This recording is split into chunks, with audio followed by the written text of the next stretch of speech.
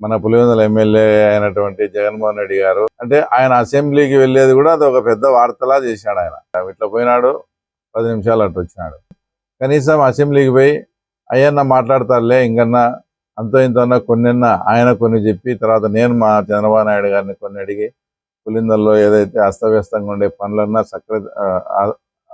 తర్వాత చక్క పెడదాంలే అనుకుంటే ఊరికి పోయినాడంట. ఇంక మళ్ళీ రేపటి నుంచి రాడంట. అంటే సంతకం కోసం పోయినాడనేది వచ్చి క్లియర్గా అర్థమవుతోంది. ఒక రకమైన భయం అనేది స్టార్ట్ అయింది ఎవరిలో, మిగతా 10 మంది ఎమ్మెల్యేలలో. ఆ 10 మంది ఎమ్మెల్యేలు కూడా అనేక రకమైనటువంటి ఒత్తిళ్లు జగన్మోహన్ రెడ్డి మీద విపరీతమైన ఒత్తిడి తేవడం. ఇది మా సభ్యత్వాలు కూడా క్యాన్సిల్ అవుతాయి, అన్నీ కన్నా మళ్ళీ బై ఎలక్షన్స్ పోతే 4-5 ఓడిపోయినా కూడా మన పరిస్థితి ఆ తర్వాత ఇంతకన్నా దారుణంగా తయారవుతుంది. అయినా మేము అప్పుడు ఏదో నువ్వు ముఖ్యమంత్రిగా ఉండి అప్పుడు ఏదో ఎలక్షన్ పెట్టుకుని అయితే మేము గెలిచాము. ఇప్పుడు మనం ప్రతిపక్షంలో ఉండి ఎలక్షన్ ఫేస్ చేసే ఆ ధైర్యం కూడా మాకు లేదు, ఆ పరిస్థితులు కూడా ఇప్పుడు లేవు. కాబట్టి తప్పకుండా అందరూ ఓడిపోయినా ఆశ్చర్యపోవాల్సిన పనిలే. అలాంటప్పుడు ఊరికి ఉండే పదవి పోగొట్టుకొని మళ్ళీ ప్రజల్లో అసెంబ్లీకి పోలేదనే చెడ్డ పేరు ఒకటి ఇన్ని వస్తున్నాయి. కాబట్టి ఇది మాకు చాలా ఇబ్బందికరము. వాళ్ళు డైరెక్ట్ చెప్పలేదు, కానీ అవసరమై నువ్వు కానీ అసెంబ్లీకి వచ్చి మమ్మల్ని సంతకం పెట్టని కూడా పోనీకపోతే మేము పార్టీ అయినా కూడా మారే పరిస్థితులు ఉన్నాయని ఇండైరెక్ట్గా ఆయన హెచ్చరించడం జరిగింది.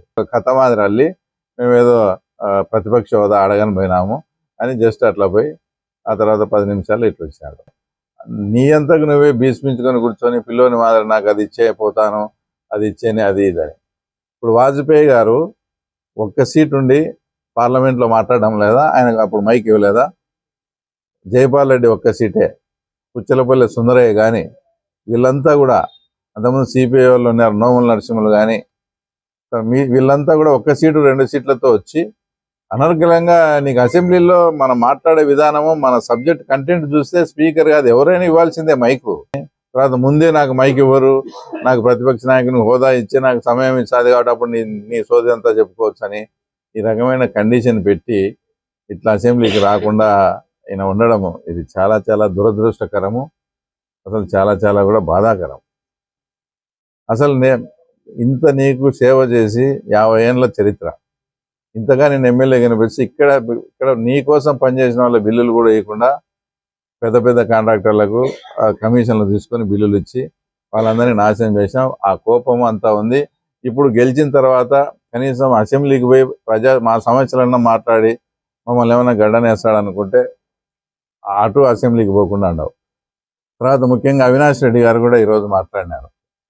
ఆయన ఏమంటాడు, మంగళగిరి, పిఠాపురము, కుప్పం కూడా రాజీనామా చేయండి, పులివెందులతో పాటు 4.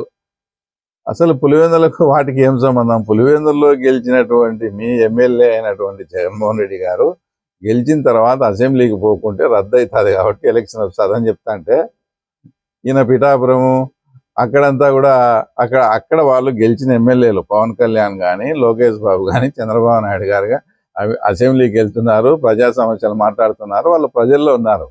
వాళ్లకు దీనికి కంపేర్ చేస్తా ఆ తర్వాత ఆయన మాట్లాడతాడు, మా జగనన్న గాని అసెంబ్లీకి కనబోతే అక్కడ సినిమా చూపిస్తాడు అని మాట్లాడాడు. అసలు ఏం సినిమా చూపిస్తాడో నాకు అర్థం కాలే. ఆయన అంతకుముందు ఇదే సినిమా వచ్చే వివేకం అని ఒక సినిమా చూపించారు.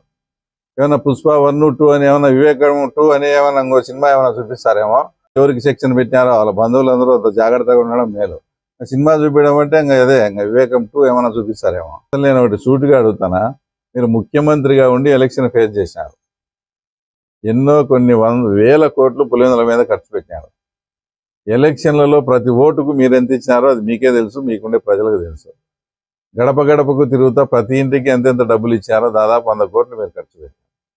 ఇక ముఖ్యమంత్రిగా ఉండి ఈ ప్రాంతాన్ని శాసిస్తూ ఉండి వేల కోట్లు డెవలప్మెంట్ పేరుతో వర్కులు చేసి తర్వాత 100 కోట్లు ఎలక్షన్ ఖర్చు పెట్టి మీరు ముఖ్యమంత్రిగా ఉండి కూడా మీకు 30,000 మెజార్టీ తగ్గిందంటే ఇప్పటికీ కూడా మీకు ఇంకా సిగ్గుగా లేదా? ఇప్పుడు ఎలక్షన్లు జరగద్దని ఎవరన్నారు? నీకు దమ్ముంటే ఆ 10 మంది 11 మంది ఉన్నా రాజీనామా చేసిరా లేదబ్బా అంటే నువ్వు ధైర్యం అంటే ఇప్పుడు బై ఎలక్షన్ ఫేస్ చేయి, ముందు పులివెందులలో గెలిచమను.